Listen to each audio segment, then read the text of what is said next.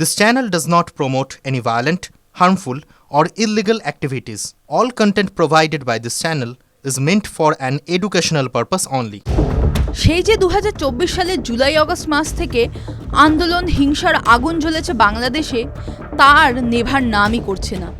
ইনকিলাব মঞ্চের মুখপাত্র ওসমান হাদির মৃত্যুর খবরে নতুন করে আগুন জ্বলেছে বাংলাদেশে।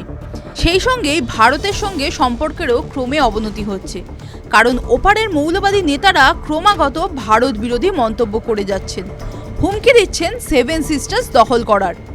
বিক্ষোভ দেখানো হচ্ছে বাংলাদেশে হাই কমিশনের বাইরে, এমনকি সেখান থেকে দাঁড়িয়ে পরের বার হাই কমিশনের ভেতরে ঢুকে ভাঙচুরের হুমকিও দিয়েছে মৌলবাদী নেতারা। নীরব দর্শক হয়ে দাঁড়িয়ে দেখেছে পুলিশ। এইসবের পরই কঠোর সিদ্ধান্ত নিল ভারত সরকার। অনির্দিষ্টকালের জন্য চট্টগ্রামে ভারতের ভিসা অফিস বন্ধের সিদ্ধান্ত নেওয়া হয়েছে।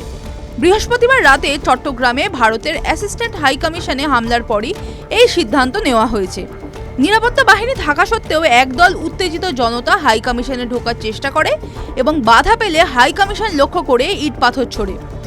এরপরই কেন্দ্রের তরফে ওয়েবসাইটে আপডেট দিয়ে জানানো হয়েছে, চট্টগ্রামে ভারতের অ্যাসিস্ট্যান্ট হাই কমিশনে সাম্প্রতিক নিরাপত্তা সংক্রান্ত ঘটনার পরে চট্টগ্রামে ভারতের ভিসা অ্যাপ্লিকেশন সেন্টার পরবর্তী নোটিশ না আসা পর্যন্ত বন্ধ রাখার সিদ্ধান্ত নেওয়া হয়েছে।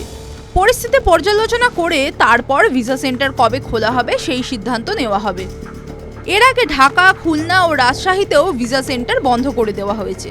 এদিকে ভারত ভিসা বন্ধ করতেই একাংশ বাংলাদেশি ক্ষুব্ধ। চিকিৎসার জন্য বা অন্যান্য প্রয়োজনে যারা ভারতে আসছিল বা আসবে বলে পরিকল্পনা করেছিল, তারা মহা ফাপড়ে পড়েছে। টিভি9 বাংলা ডিজিটাল।